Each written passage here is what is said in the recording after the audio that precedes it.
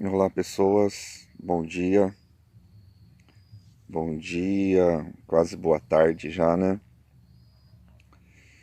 Esse domingo, mais um domingo para os cristãos, mais um dia do Senhor, segundo a tradição. Porém, ao ler os evangelhos, nós sabemos que todo dia é dia do Senhor. E é sobre esse contexto de ritualismo, de religiosidade e vivência prática, o cotidiano, a vida em si, que eu quero trazer uma reflexão para nós nessa manhã, beleza? Nós muitas vezes somos condicionados aos rituais, à liturgia das instituições religiosas, das igrejas, sobremodo as cristãs, e todas elas têm o seu valor, todas elas têm o seu significado e todas elas têm a sua importância.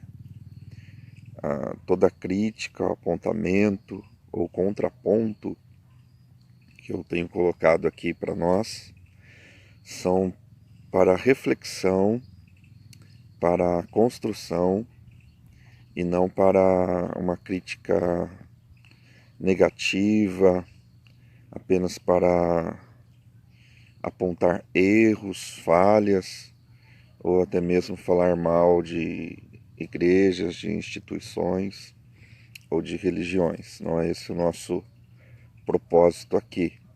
Nós reconhecemos e valorizamos cada instituição, a sua história, a sua cultura, a sua relevância para a sociedade na qual ela está inserida ao longo dos tempos. Mas enfim, voltando ao nosso propósito aqui da reflexão de hoje, quero falar com vocês um pouquinho sobre espiritualidade, mas não a espiritualidade que se dá pelo ritual, pela liturgia, que tem o seu valor, mas a espiritualidade que se dá na vida, no dia a dia. E essa espiritualidade que foi promovida por Jesus. Nós sabemos que Jesus, olhando aos evangelhos, ele, embora participasse de algumas reuniões judaicas do contexto religioso do judaísmo, os seus milagres, as suas curas, os seus principais ensinamentos se deu na caminhada, no contato com as pessoas, nas festas, no trabalho, nas visitações, nas interações, na rua, nos lugares onde as pessoas estavam reunidas e também, a maioria das vezes, num contexto onde a religião não achava possível haver espiritualidade em meio a pecadores, prostitutas, beberrões, cobradores de impostos, romanos, gentios,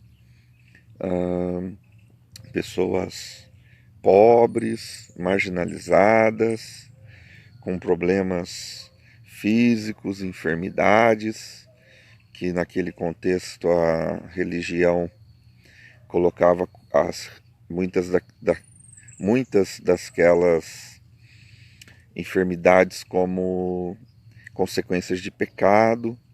Então, além de ter uma enfermidade, de sofrer com a sua enfermidade, a pessoa era discriminada, a pessoa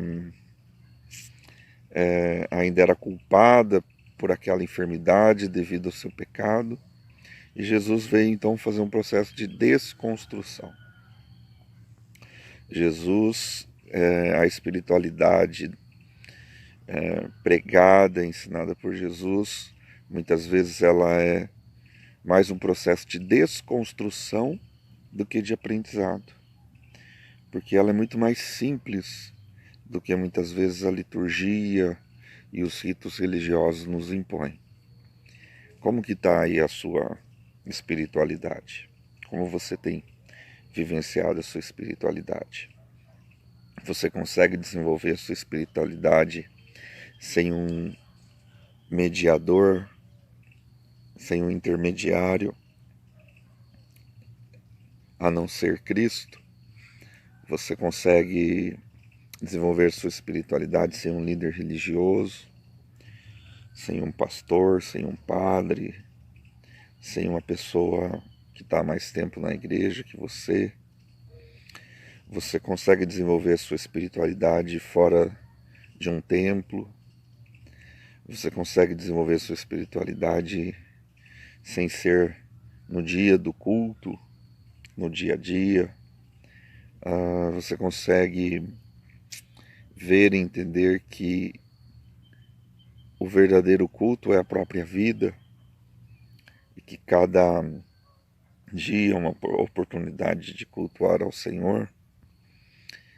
E começando com o seu relacionamento na sua família, e depois com as pessoas que você encontra pelo caminho, e depois no seu trabalho, e depois na escola, e assim por diante. As pessoas que você encontra no mercado, que você encontra no posto de combustível, que você encontra lá na fila do banco.